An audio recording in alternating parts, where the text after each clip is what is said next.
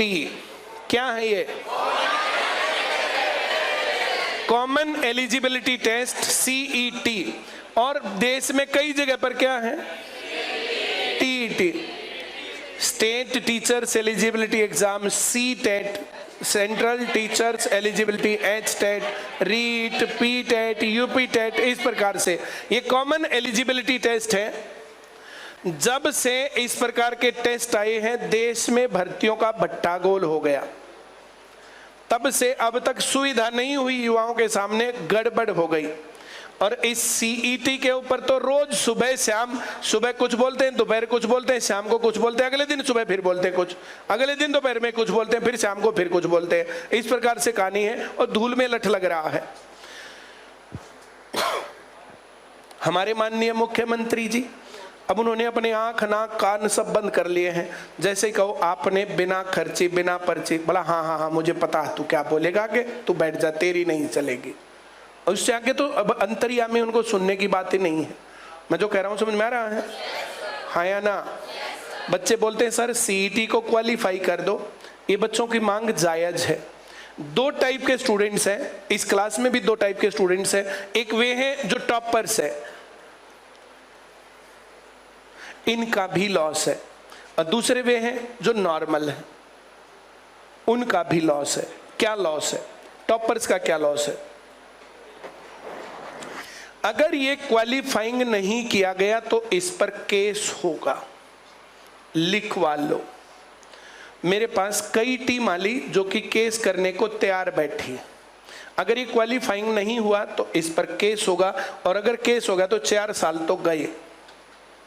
तो जो ये टॉपर्स अपनी मूंछ बना के बैठे हैं ना, जो ये सोच रहे हैं कि ये क्वालिफाइंग नहीं होना चाहिए और हमें चांस ज्यादा मिलेंगे, ये भर्ती पूरी नहीं होगी, बीच में अटकेगी, ये टॉपर्स का बड़ा लॉस है।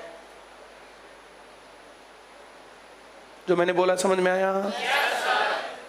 Very good. अब नॉर्मल लोगों का लॉस कैसे है? पोस्ट वाइज, कैटेगरी वाइज 4 गुना लोगों को बुलाएंगे। क्या?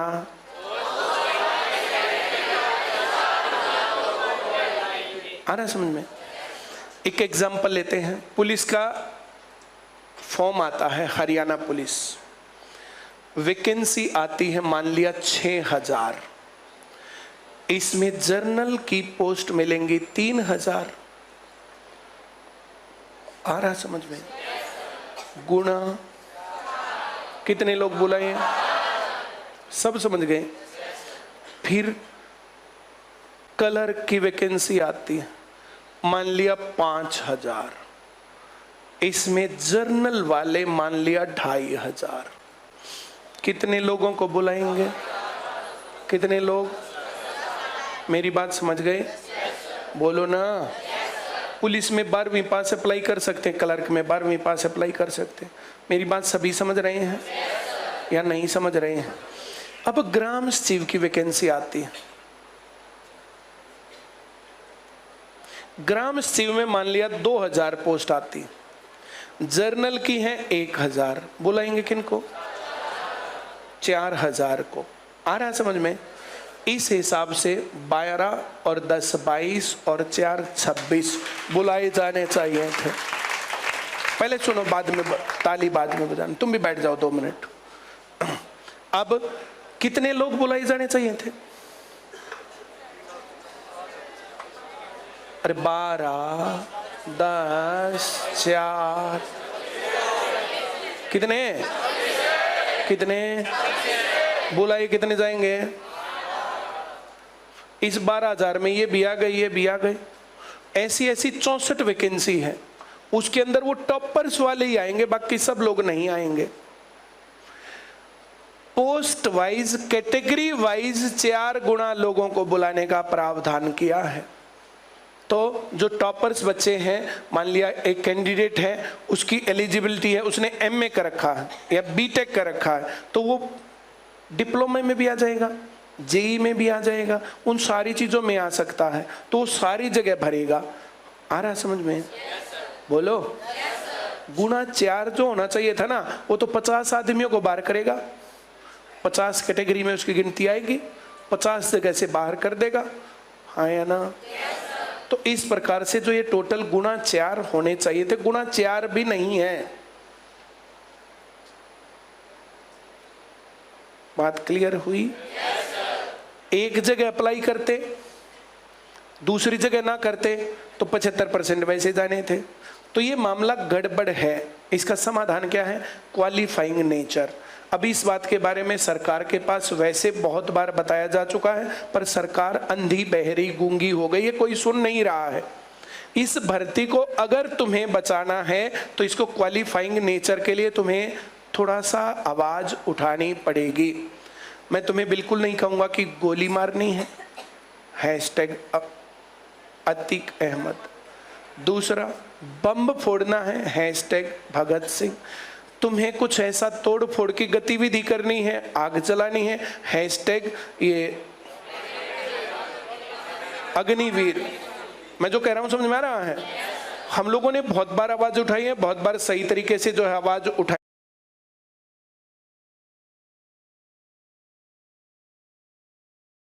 एक तो 23 तारीख को ट्विटर कैंपेन है। ट्विटर कैंपेन के ऊपर मैं ट्वीट कर दूंगा, उसको तुम ज्यादा से ज्यादा रीट्वीट कर देना, कोट ट्वीट कर देना। मेरी बात समझ रहे हो? जिसको ये नहीं आता करना तो अपनी क्लास के 1-2 बच्चे से पूछ लेना, अपने फोन को लेकर के आना। सभी लोगों को यहाँ पर हम जो है 23 तारीख को कोट ट्वीट और जो ट्वीट, ये काम तब तक एक दूसरे से सीख लेना, और किसी को ना आता हो तो मेरे से पूछ लेना। मैं जो कह रहा हूँ समझ में आ रहा है या नहीं आ रहा है? ये काम सिर्फ सोनीपत की ब्रांच से नहीं होगा, जितनी ब्रांचेज जहां जहां पर भी हैं, हर जगह से इस प्रकार की चीजों को जो है आवाज उठानी चाहिए। और अलग अलग करने की बजाय मेरा मन ये करता है कि सभी लोग 2-2, 3-3 बस भर करके यहाँ पर पहुंच जाओ। एक जगह से बहुत बड़ा सा जो है प्रदर्शन, जुलूस और जो है जो शक्ति प्रदर्शन होता है, सरकार को चेताएं कि भाई या तो सरकार हमारी मांगे माने, वरना इलेक्शन में दुष्परिणाम देखने को मिलेंगे। क्यों? इसके पहला जो पहला प्राइम इसकी मांग होगी वो रहेगी सीईटी क्वालिफाइंग।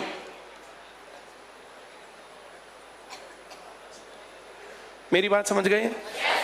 दूसरे नंबर की जो हमारी मांग रहेगी रिक्रूटमेंट रेगुलर। मैंने गलत लिख दिया,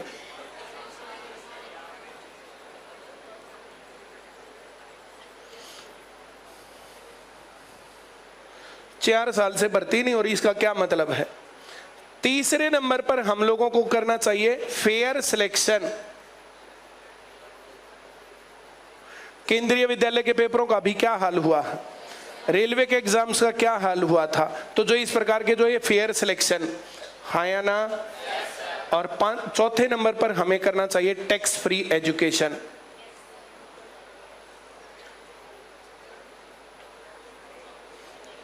जो मैं कह रहा हूं समझ में आ रहा है?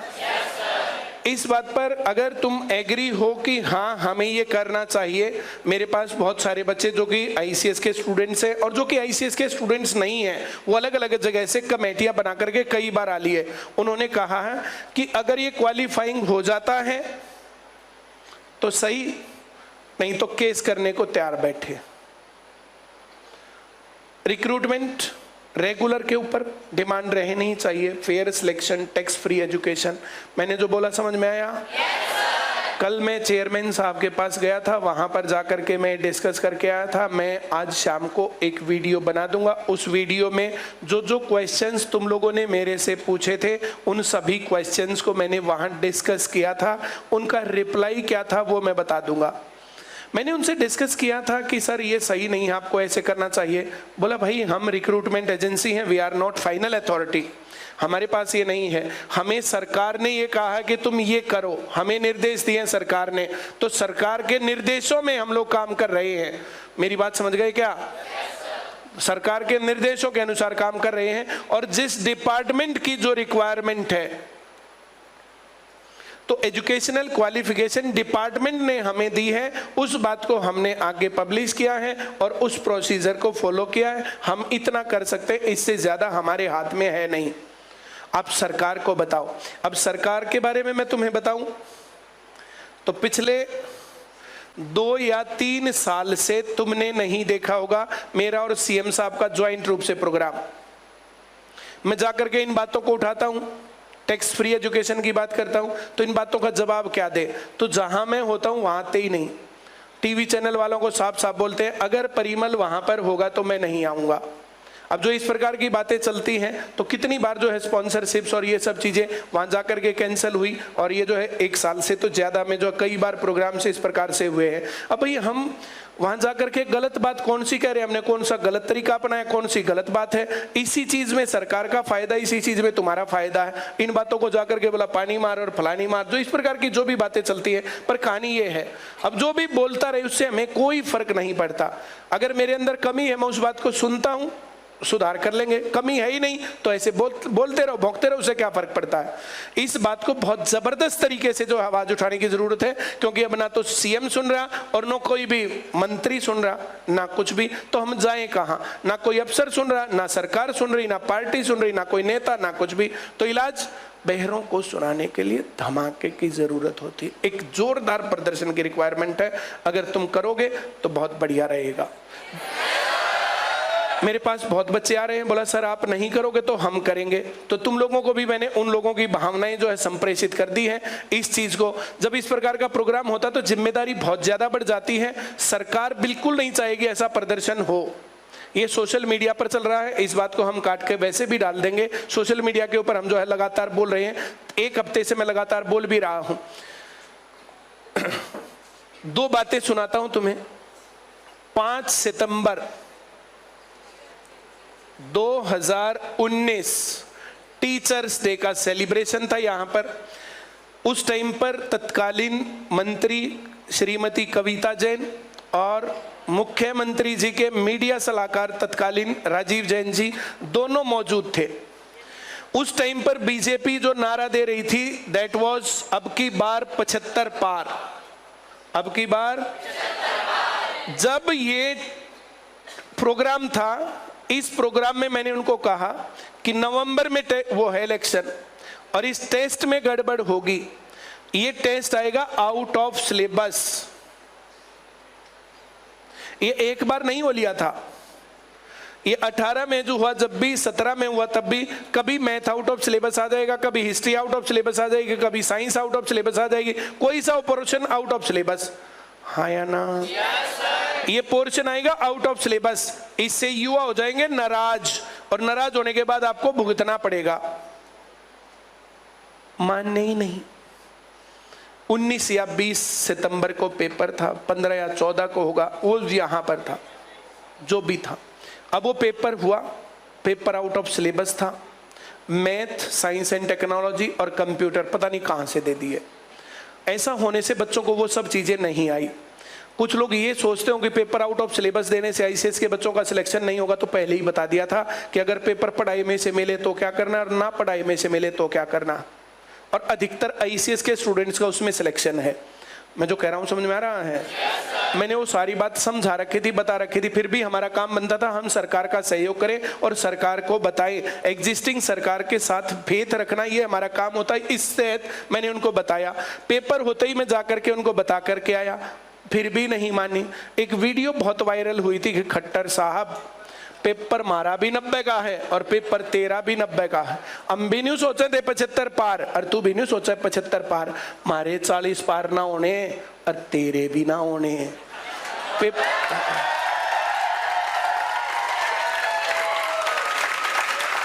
पेपर मारा भी आउट ऑफ सिलेबस आया है और पेपर तेरा भी आउट ऑफ सिलेबस आवेगा। मैं जो कह रहा हूं समझ में आ रहा है?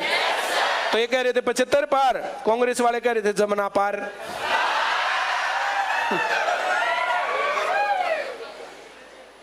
अब घटना 2019 से 2024 पर पहुंच रही है। मैंने कल परसों लिखा भी था और हर जगह डाला था कि 2019 में बीजेपी को लुटाया एचएसएससी क्लर्क ने, 2024 में बीजेपी को लुटाएगी सीईटी। 75 से 40, अब 40 से 20 पावेंगे। 10 पाजा, 5 पाजा, 8 पाजा, उसका क्या कह सकते हैं। पूरे हरियाणा के युवा इस चीज के ऊपर जो देख रहे हैं, और जो युवाओं की सुन नहीं रहा, पहले दूर से बोला हाँ तेरी ना चल, तू बैठ जा। ये चुने हुए मुख्यमंत्री का काम नहीं होता, ये चुनी हुई सरकार का काम नहीं होता। अब ये मामला चल रहा है, तुम लोग देख लो, संवैधानिक तरीके से, प्रॉपर तरीके से एक जोरदार प्रदर्शन पूरे हरियाणा के युवा इकट्ठे होकर के एक जगह करें तो उसका सही असर जाएगा, और फिर उनको सुननी पड़ेगी ये बात। ठीक है? और अगर तुम ये नहीं करोगे तो ये तुम्हारा मामला गड़बड़ होना है। फिर समझ रहे हो मेरी बात? एक प्रदर्शन और 2 घंटे का धरना, वहां पर मीडिया आएगा, सारी बातचीत होंगी, सब कुछ रहेगा। इस प्रकार का काम किया जाना चाहिए। जो कमेटी बनी हुई है उन्होंने 24 तारीख नेक्स्ट फ्राइडे पड़ता है, उसका फाइनल कर रखा है, वो जानकारी मैं तुम्हें दे रहा हूं। जैसे सिर्फ वे लोग करेंगे, कुछ लोग रहेंगे, फिर बात नहीं बनेगी। तुम लोग भी साथ रहोगे तो फायदा रहेगा। और 23 तारीख को जो है ट्विटर कैंपेन का उन्होंने रखा है। 23 का पेपर है, 24 का कर लेंगे और तब तक मैं जो है जैसे सब लोगों को बोल देता हूं, कोई आदमी कहता हो, सुनता हो, कोई बात करता हो, तब सरकार के जो है रास्ते खुले हुए हैं। हमारी ये वीडियो भी जो है वहां तक पहुंची जाएगी, इसको भी मैं पहुंचा दूंगा। भाई देख लो, हमारी क्लास में बच्चों से ये डिस्कशन हुआ है, हाँ या ना? महात्मा गांधी की तरह नजर बंद कर दो, सुभाष चंद्र बोस की तरह देश निकाला दे दो, क्यों? वरना बात तो उठेगी, आवाज तो उठेंगी, हाँ या ना? बाकी फिर तुम्हारा काम, बाकी फिर सरकार का काम। अब हम लोग इस बात को बता सकते हैं और ये करना चाहिए, हाँ या ना? एक दिन जीने का और एक दिन मरने का, क्यों? चलो आज इतनी ही बातें इसके ऊपर करेंगे। अब हम जाएंगे रिमाइंडर थ्योरम पर।